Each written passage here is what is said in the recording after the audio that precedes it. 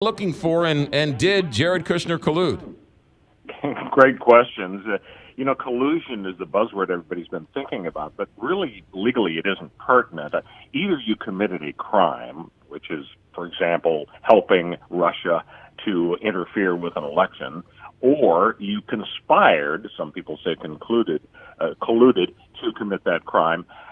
But basically, Kushner is responding to what the public wants to hear about. And, of course, kind of an existential threat to the Trump administration. The surveys are coming out saying Americans are kind of split, 50-50 in terms of impeachment, even though nobody seems to find a smoking gun. So I think Kushner was just making a PR effort to convince everybody, look, there are thousands and thousands of meetings and emails and letters during a campaign.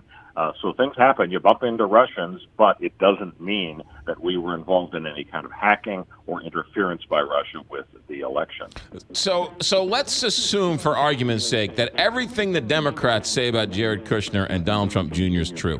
They met this meeting. They were looking for terrible information on Hillary to prop up their father. Let's say this Russian lawyer came in and gave him this information and said, don't ask me where I got it. Here's terrible pictures of Hillary. If that would have happened, did they break any laws by doing that? No, they didn't, and that's because the law is very specific. First of all, you have to solicit, you have to invite the transmission of something of value, and it's a kind of a lame argument that they actually solicited the Russian government. The Russians approached the Americans. And secondly, even if they had solicited, it has to be something of value. And all the court cases really relate to things like cash donations, things that really have tangible, appraisable value. The idea that we might have some dirt on Hillary, and then it turned out there wasn't any, well, that really isn't anything of value that was solicited or received. Nothing was received, apparently. So I think, again, this is an atmospheric. It looks bad.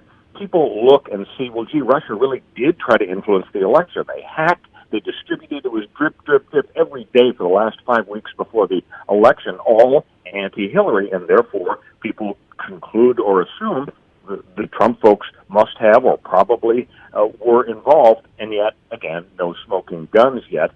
A lot of people are wondering, why doesn't Trump just say, look, investigate all you want. If you're going to waste taxpayer money, I can't stop that. The point is, there's no there, and let me get back to the business of governing. That's not exactly the attitude, though, he's been taking. No, he's been firing Comey, saying I did it because of the Russia investigation, exactly. and making himself look guilty. But Royal Oaks, you know and I know that you don't have to do anything illegal to do something unseemly, immoral, unethical, and ultimately one could be impeached for doing something that is technically legal but inappropriate. You've made a very good point, because there's a bright line between the legal world, where you have to satisfy all the specific requirements to get through a judge or a jury, and the political world, which is inherently what impeachment is. There aren't any real clear guidelines as to what high crimes and misdemeanors means.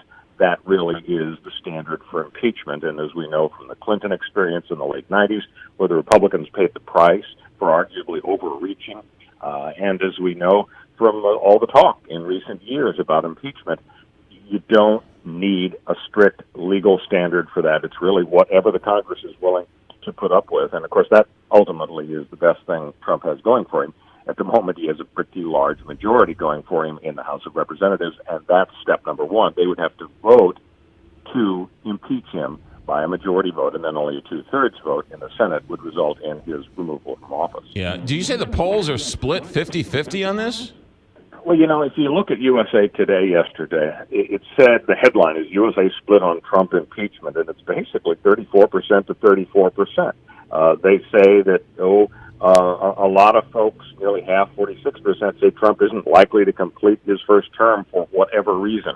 So it seems to have sunk into the national psyche that, again, this is an existential threat to Donald Trump, and a lot of people are prepared to believe that he's guilty, even in the absence of the smoking gun evidence.